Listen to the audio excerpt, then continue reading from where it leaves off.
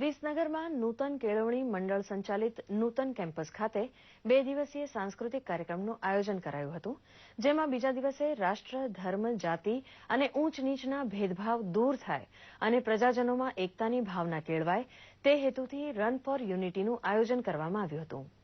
વિસનગરના ધારાસભ્ય અને જિલ્લા ભાજપ પ્રમુખ ઋષિકેશ પટેલે આ દોડને પ્રસ્થાન કરાવ્યું હતું. દોડમાં શહેરના આગેવાનો, વિદ્યાર્થીઓ અને નાગરિકોએ મોટી સંખ્યામાં ભાગ લીધો હતો.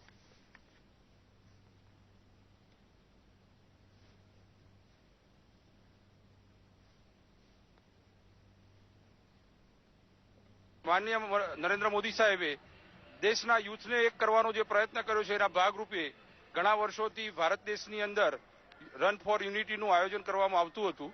એના ભાગરૂપે અમને લાગ્યું કે નૂતન સર્વ કેળવણી મંડળ દ્વારા પણ આવી એક મેરેથોન દોડનું આયોજન કરવામાં આવે અને યુથની અંદર એક જાગૃતિ આવે કે દેશ માટે જે આપણે આજની જરૂરિયાત છે પૂર્ણ કરવાની જે આપણામાં ફરજ છે, એનો ભાગરૂપે આપણે પણ દેશની એકતા અખંડિતતા માટે કામ કરવું જોઈએ અને આ જ સંદેશ આપવા માટે અમે આજે આ મેરેથોન દોડનું આયોજન કરેલું છે. વિસનગરમાં કદાચ આ બીજી મેરેથોન દોડ આયોજન થઈ રહ્યું છે અને આ આયોજન દ્વારા એક નવીન નૂતન મેસેજ આપવા માટે અને દેશની એકતા માટે દોડ એ એકતાનું પ્રતીક છે અને એકતાના પ્રતીક સમી આ દોડમાં સૌ વિદ્યાર્થીઓને લગભગ 3 થી 4 હજાર જેટલા લોકો સામેલ થયા છે. એ તમામને અભિનંદન આપું છું. રન ફોર યુનિટી એ સમાજને એક એવો સંદેશ આપે છે કે આજે સમાજમાં જે ધર્મ, જાતિ, ભેદભાવ જે ચાલી રહ્યા છે એમાં બધામાં એકતા આવે અને આ એક ટ્રસ્ટ છે અમારું NSVKM ટ્રસ્ટ, જેમાં જે યુનિટી છે એ લોકો માટે એક સંદેશ મોકલે છે એકતાનો.